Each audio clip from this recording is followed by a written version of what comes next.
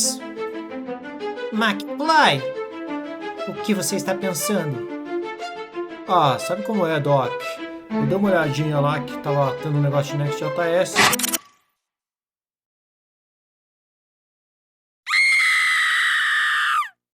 Você acha que o time do React de Next.js não sabe o que é melhor para você?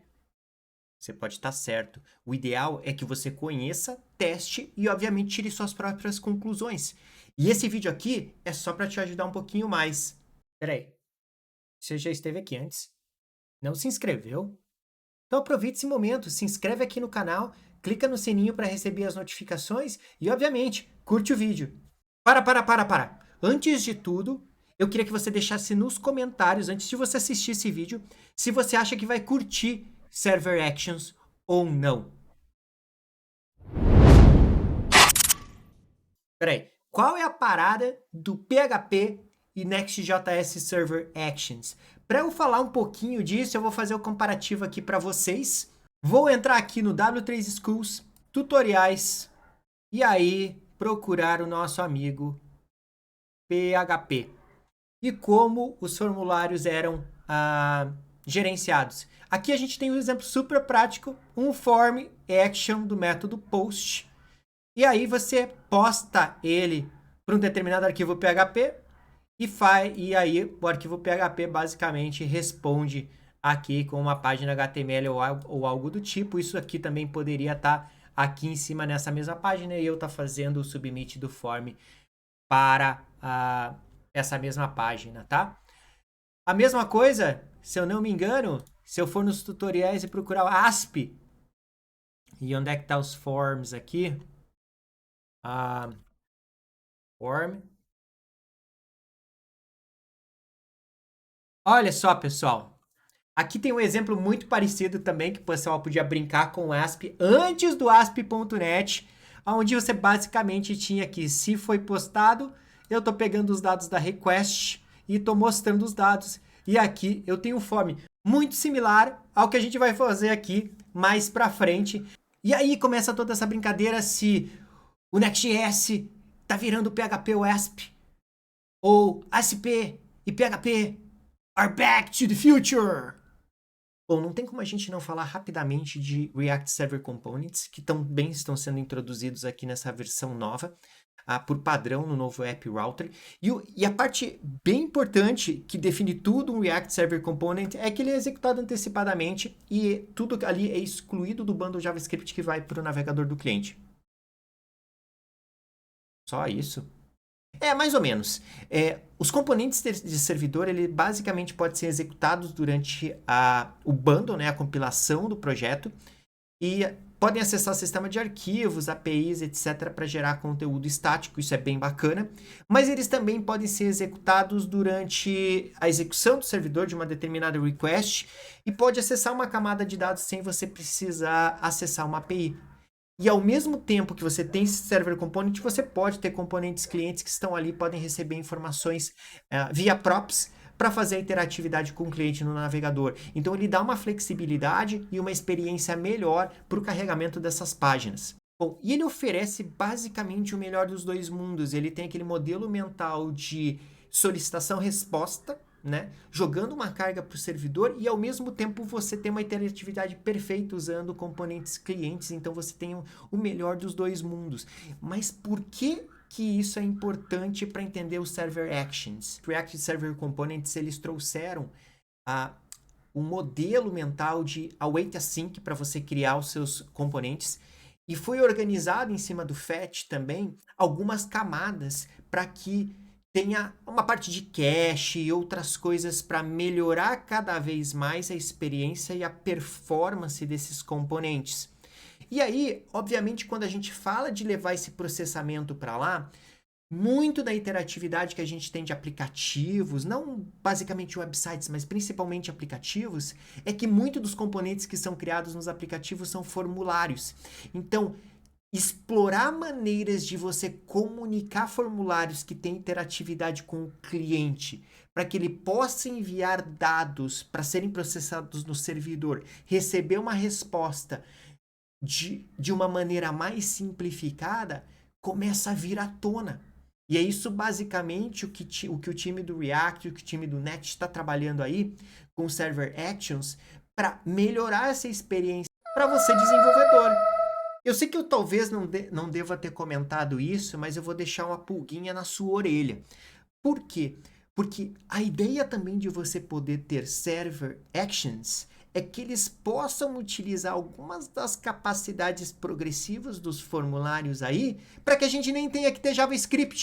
O ecossistema do React explora muito a parte de formulários, tanto que no decorrer do tempo, muitas bibliotecas foram criadas, muitas maneiras de você validar formulários, manter estado de formulários. Então é um ponto importante porque, de toda maneira, o ecossistema tenta melhorar sua experiência como desenvolvedor para criar, manter e gerenciar formulários.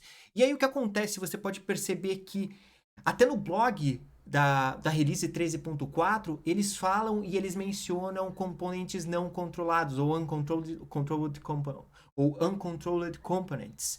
Por que isso é importante? Por que esse é um dos exemplos que eles colocam no blog do release do 13.4 quando fala de Server Actions Alpha? Por quê?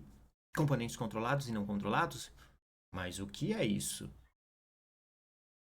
Peraí, vamos abrir só um parênteses aqui para entrar nesse tema rapidinho, porque eu acho que ele é importante para entender cada vez mais Server Actions. Os componentes não controlados mantêm o seu próprio estado. Isso quer dizer que você tem algumas variáveis que definem o comportamento e o estado daquele componente específico, independente de onde ele seja colocado no seu aplicativo ou no seu website. Então, por exemplo, se você tem um componente para enviar um contato. Um exemplo muito prático é o contact page, aquela página de contatos do seu website, onde você tem, obviamente, um componentezinho, que é o teu formulário do website, e ele é colocado numa página, né? Que basicamente é o componente pai, essa página ali que engloba ele, e ele é independente de qualquer coisa que esteja rolando ao redor dele. Isso quer dizer o quê? Que quando você compara um componente não controlado e um não controlado, a diferença é que o não controlado tem o seu próprio gerenciamento de estado e não depende de um componente pai. E o componente controlado é aquele que o seu comportamento é baseado nas propriedades que o componente pai passa para ele quando a gente faz a composição dos vários componentes numa página. Então é basicamente isso. E por que isso é mencionado no blog do release 13.4 do Next.js? Porque você também pode ter um meio termo, você pode ter um componente que não é totalmente não controlado e um componente controlado, e você pode ter aquele meio termo onde você tem o estado e você passa propriedades também para definir o comportamento dele. Então, o que acontece? Isso é uma capacidade. A capacidade de Server Actions ela vem para te ajudar e você, como desenvolvedor, vai entender qual é a melhor maneira de utilizar isso e provavelmente na exploração dessa nova inovação do Next.js, do React, isso vai te ajudar aos poucos e padrões vão ser criados para poder melhorar a experiência do desenvolvedor utilizando essa funcionalidade. Bom, o que exatamente é Server Actions? Basicamente, uma Server Action permite que você altere dados no servidor, chamando funções diretamente sem a necessidade de uma camada intermediária de API. Pega um exemplo aí. Bora fazer um exemplo rápido aqui e mostrar nesse exemplo aqui porque a galera pensa que parece PHP e coisas do tipo. Então, abre seu console aí. Eu vou escolher uma pasta aqui do meu computador. E aí, npx create next app arroba latest. Ele vai perguntar o nome da aplicação. Crazy next server actions. E aí vamos colocar não para TypeScript, não. App Router, obviamente, não precisa daqui, ele vai criar um aplicativo super fácil. Bom, o que você precisa saber para você poder testar isso, como eu estou fazendo aqui agora? Basicamente, você começa com o next config aqui e você vai exportar experimental e aí tem server actions. Você coloca true, vírgula, vírgula, e você já tem a possibilidade de você testar isso. Como é que a gente vai fazer aqui? Vamos pegar aquele exemplo bem estilo post, né? Ou to-do, que seja. Como vocês já devem saber aqui no app, para a gente fazer uma navegação para uma determinada página, como por exemplo, post new, por exemplo, você vem aqui e cria um page.js, ah, export default function page, e aí você faz um return aqui da sua página. O que a gente vai fazer aqui? A gente vai só colocar um formulário, então a gente vai criar um form. No form vai ter um input do type text, e no text a gente vai colocar um name post. Beleza, super simples. A gente vai colocar um button também, type submit,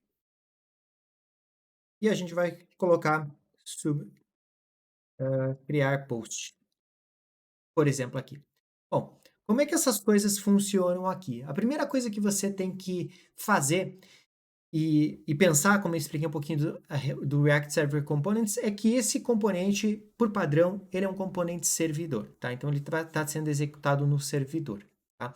Mas, normalmente, quando a gente cria, né, os componentes nessa nova versão servidor, você não tem aquela interatividade com o cliente, como, por exemplo, clicar no botão submeter. E é isso que muda um pouquinho quando a gente cria esses Server Actions aqui, porque a gente tem a possibilidade de criar uma action que basicamente essa action aqui, ela vai chamar uma função que é um server action. Esse server action pode ser qualquer nome, tá? Pode ser my action, tá? Não fique com medo aqui. Aí, como que a gente faz isso funcionar? Salvando aqui, a gente faz o seguinte, dentro da própria função da página, a gente coloca um async function myAction, que recebe dados, que são os dados do formulário. E aí você tem a possibilidade, por exemplo, console.log data aqui, tá? Então, o primeiro exemplo que eu vou fazer. Só que assim não vai funcionar de primeira, porque você tem que anotar essa função de certa forma, use server, para dizer que ela é uma server function. Então, o que vai acontecer aqui? Deixa eu mostrar para vocês aqui. Eu vou entrar no terminal, e eu vou colocar npm run dev,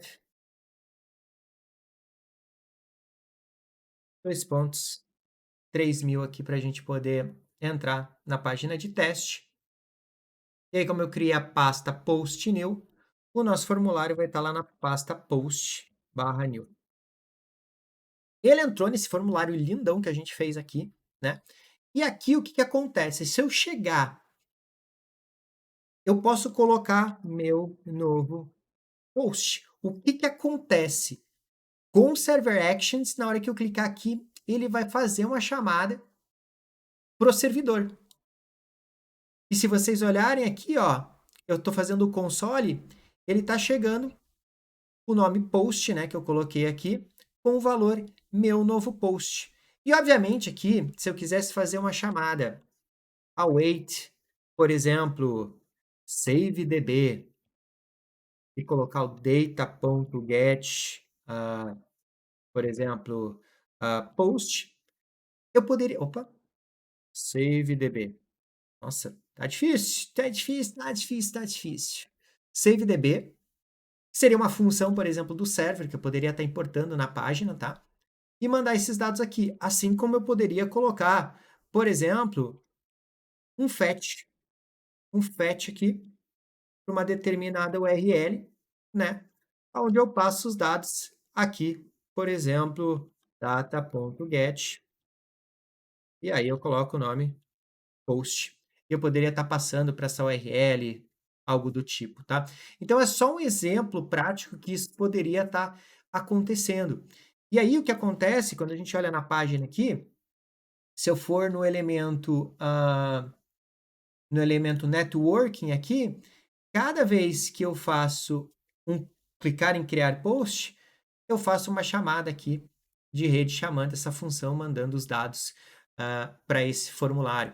E isso, obviamente, fica muito parecido com aquela imagem que eu já postei aqui. Eu vou colocar de novo aqui, ó, de ASP, e vou colocar também a de PHP, só para vocês terem uma ideia aqui como fica. Por isso que o pessoal está ficando meio histérico em relação ao que isso vai fazer com o Next.js no futuro, mas obviamente a gente tem que estar sempre abertos a novidades e obviamente a gente vai entender a partir do momento que isso se desenvolver, como que realmente isso vai impactar no dia a dia, se vai facilitar, não vai facilitar e coisas do tipo, tá? O grande problema é que quando a gente olha para isso aí, nos exemplos que o pessoal mostra, cara, olha só, parece PHP. Oh, mas qual que é o benefício? O benefício é que você pode criar mutações de dados complexas no servidor com menos JavaScript do lado do cliente. Bom, não fique nervoso porque tem mais benefício aí, porque a maneira que está se arquitetando a utilização dessas server actions, elas vêm para trabalhar com o resto do ciclo de vida, como Next.js Cache, com Incremental Static Generation, ISR, e também com o roteador. Então, muita coisa ainda vai aparecer no meio do caminho, porque por enquanto está só experimental. Para. No começo do vídeo eu te perguntei se você achava que ia curtir ou não, e agora eu gostaria de saber o seu comentário, se você curtiu ou não essa nova funcionalidade, se você acha que ela é promissora ou não, dá um pouquinho do seu feedback sobre a funcionalidade aí, para você compartilhar aí com os outros deckers aí do canal. Valeu!